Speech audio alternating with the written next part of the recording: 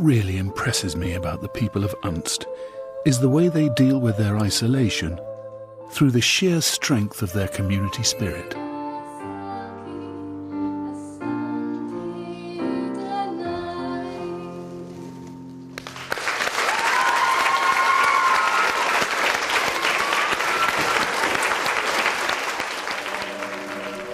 To top off an intriguing day, I head outside. And although it's late at night, it's still light. Unst is so far north that in the midsummer it only gets dark for half an hour. All very unusual.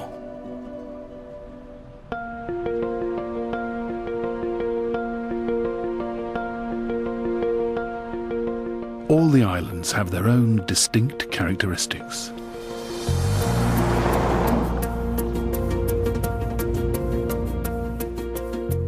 Way out in the Atlantic lie the Outer Hebrides, home to the biggest island of the UK, Lewis and Harris. But its size isn't the only reason it's unique. So this is Lewis, the top half of an island that is Lewis and Harris. I thought they were two originally, but the top half is Lewis, the bottom half is Harris. You work it out. It's supposed to be the most traditional of the islands. It's very religious. They hunt, they fish, they shoot, and they also push large rocks into the ground. Beautiful rocks, actually. And if viewed from above, this whole shape of stones forms a Celtic cross. These Clunes standing stones, assembled around 5,000 years ago, are thought to be part of an ancient astronomical observatory. And people come here to hug them, to feel the energy. They look like fossilized wood to me, but quite nice actually.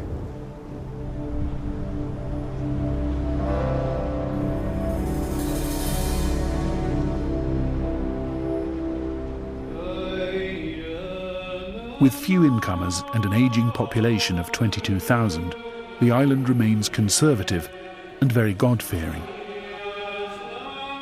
Church attendance is higher here than anywhere else in Britain.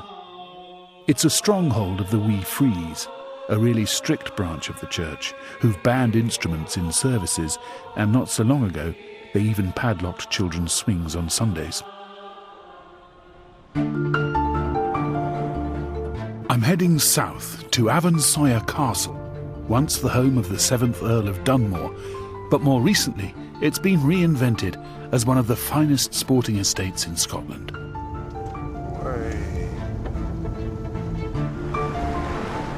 They started marketing themselves as a place where you can enjoy traditional country pursuits, fishing and stalking deer with an eye to shooting them, which I've never seen done before.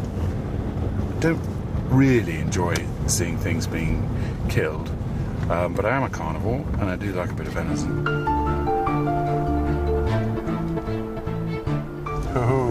Oh my gosh. What a place for a castle. It costs £22,000 a week to rent the castle, and it attracts tourists from all over the world who are keen to live the life of a laird.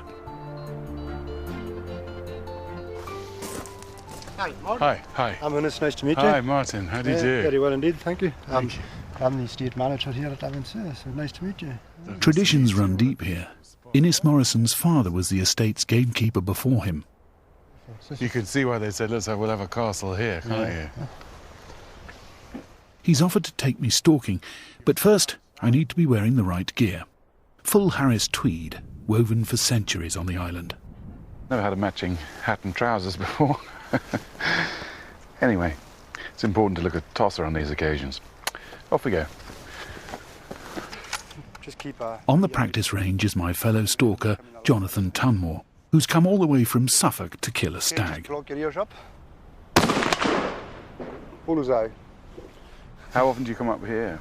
This is my first time here. My father's is it? been coming here since '84, I think, so yeah, it's one place I've always wanted to catch. Innes wants to get the measure of our shooting skills before we head up the mountain. So that's loaded. Okay. I should point out that as the son of a conscientious objector, I'm a bit of a novice with guns. Just fire when you're ready, Martin. Bullseye. No. Yeah. You're joking. Well done. Well, he can take the shot. No, I don't want to kill anything except that target.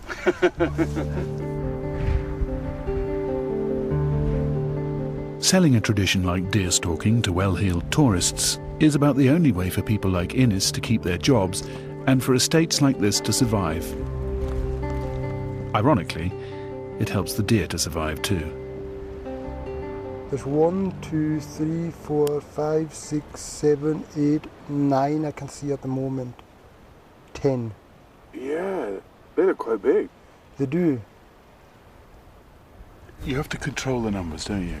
Yes, the problem is if you don't kill any deer, there'd be too many of them on the hill. And what would happen with them then is they would, there wouldn't be enough grazing for them all. So each year you have to shoot a certain number.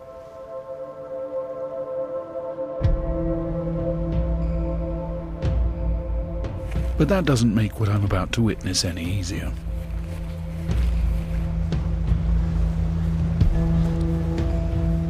We now have a stag just above us here. We're going to crawl up here, and Jonathan's going to come right alongside me because he's going to take the shot of the stag.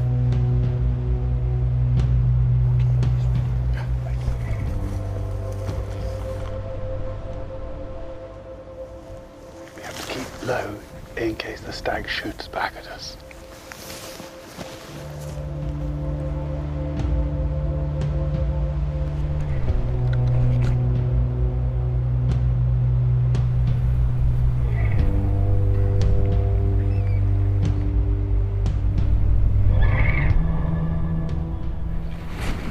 I lost sight of Jonathan. Then the stag I thought he was going towards has just run off with a couple of hinds. Jonathan reappears, having not fired a shot. Got the crosshairs on him and he was laying down. And as he stood, he turned and just faced away. It's not considered sporting to shoot them up the arse. Not really. I suppose it's time to head back down the hill. It is. You got a wee toddy inside, you boys, to warm you up. Yep. 5 hours, no kill. Some could call that a happy ending. Although they aren't really for me, the traditions on Lewis and Harris do provide the islanders with a living. My next destination is far less tweedy. It's home to an idealistic population chasing a dream of utopia. I'm travelling south through some of the remotest islands of Scotland and finding life off the islands just as fascinating as life on them. Hey! Wow! It's always a good journey when you see a dolphin, isn't it? This makes you feel sort of lucky, special. Look. We're right by a big shark. Wow! This is fantastic. Basking sharks are the second largest fish in the world, up to 40 feet long. It's a rare sight. Numbers are now so low that they have to be protected. Beautiful. Look at that, it's gone right under us. Whoa, that's a big fish. It's a long trip to my next destination, which lies just south of the Inner Hebrides, the tiny island of Egg. While the population on other islands is in decline, Egg is one place that's bucking that trend. Just 5 miles long and 3 miles wide, Egg has 87 inhabitants and rising. In the late 70s, the previous owner advertised for settlers to create an island utopia. It's now a unique, self-sufficient community. Hello. Welcome aboard. Thank you very much. Stuart Miller, known as Scruff, came here from Glasgow. Yeah, we did, yeah. He's offered to take me up Anne's Skua, the huge volcanic crag which dominates the island.